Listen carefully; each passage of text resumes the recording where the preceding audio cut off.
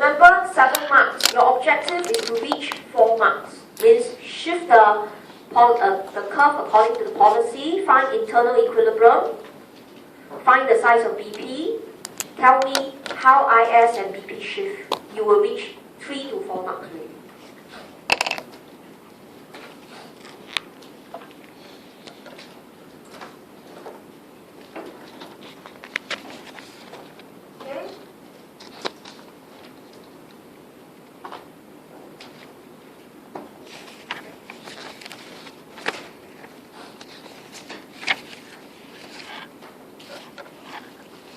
Contractionary monetary policy, shift LM to the left.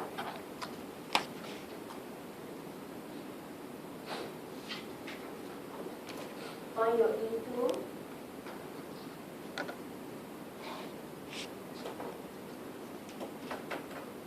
Okay, it's purely optional whether you want to mark up I2, Y2. It's purely optional. Analyze the size of the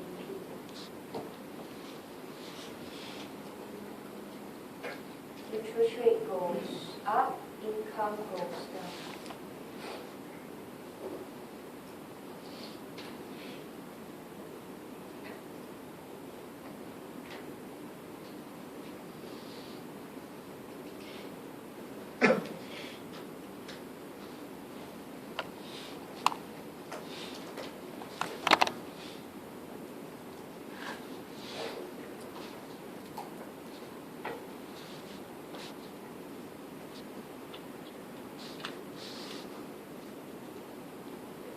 Not E drop, then you go to left. We talk about IS.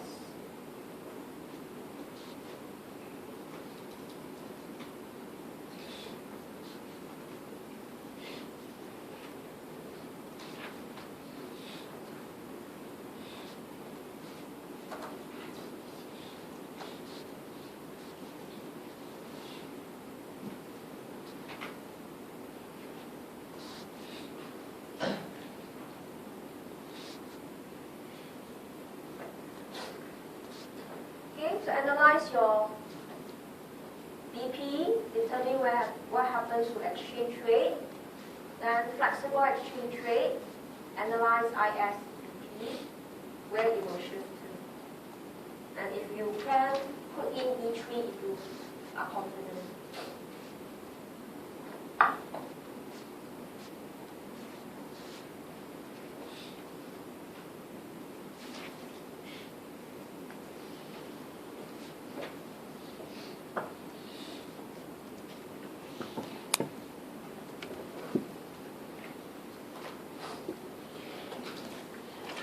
Interest rate goes up,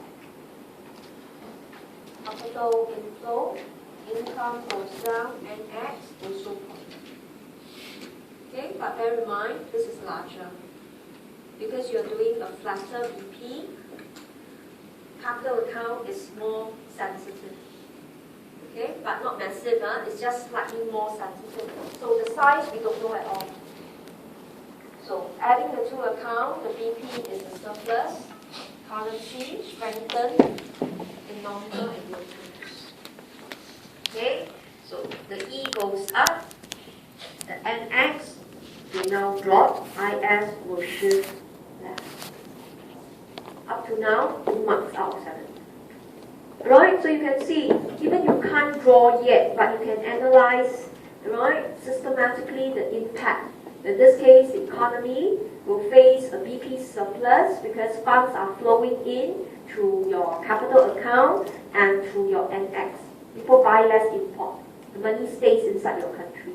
So that strengthens your currency, but it will then weaken your export component. So IS will shift left. Okay, so look at your IS, go leftwards is this direction. Okay, so that tells you it will be anywhere along the LM. If you ask me, should you highlight this in the exam, my answer is actually try not to, because you didn't explain the highlighted line. And it's quite an eyesore.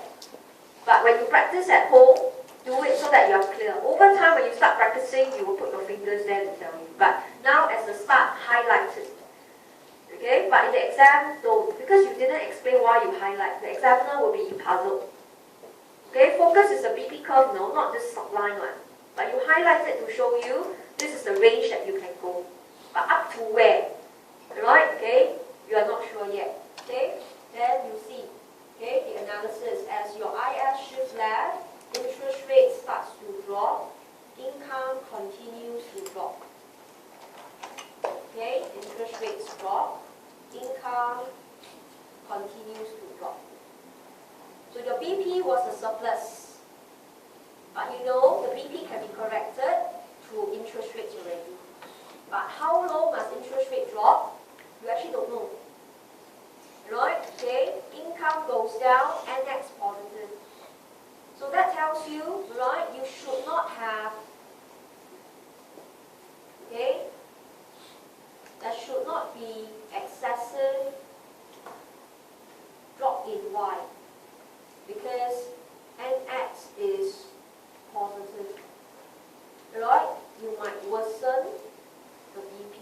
The BP is really a surplus.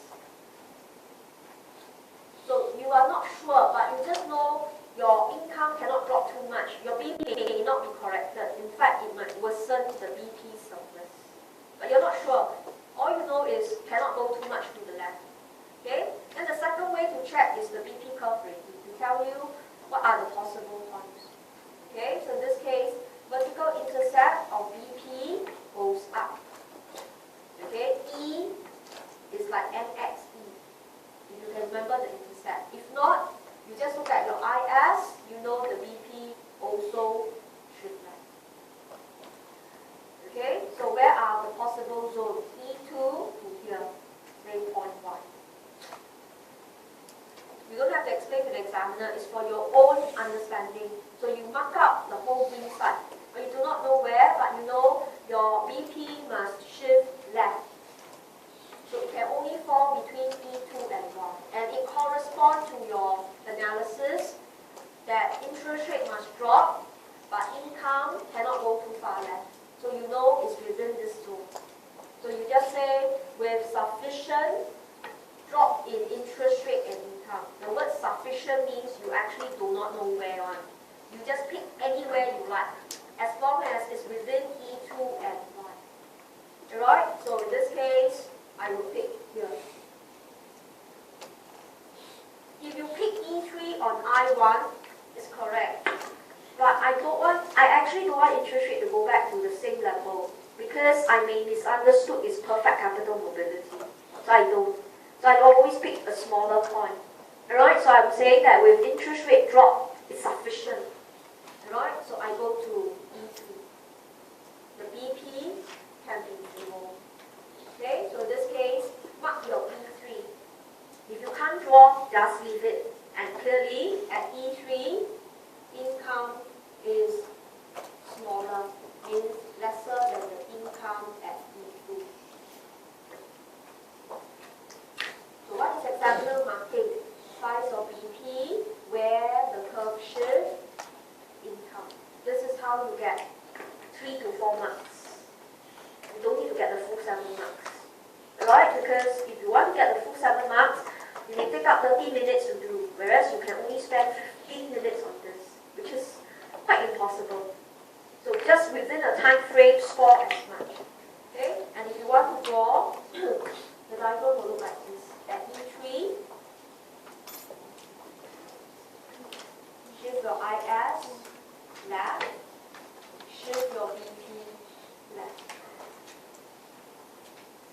And that's the answer. Okay, and if you want to, mark down Y and B. But can be a little bit messy. But leave the interest rate alone. Focus is not on interest rate. Focus is policy. Does it work? So compared to closed economy, it works better. Okay, so E2, this is for closed economy. Right, so you use contractionary policy, your intention is to reduce income. But now you compare to your closed economy, you can reduce it more. So therefore, the policy works better. The objective is, policy works or not, the objective is not where is interest rate, where is point E3. It's not at all. Okay, alright? So that is the complexity. Okay, and your examiner is not heartless. He knows it's almost impossible to score 7 marks. So that's why he always put this as only one part of the question, usually part C. Usually.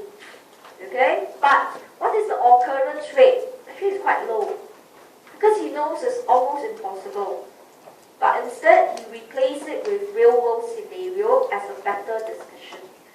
Alright, so I'll stop here. Next lecture, I will finish off the rest and we will do real world application on inflation, recession, protectionism. Okay, and please also bring along your topic 7 lecture notes. I will not do tutorial 4 yet. I'll give you a bit of time to prepare tutorial 4, but bring along topic 7.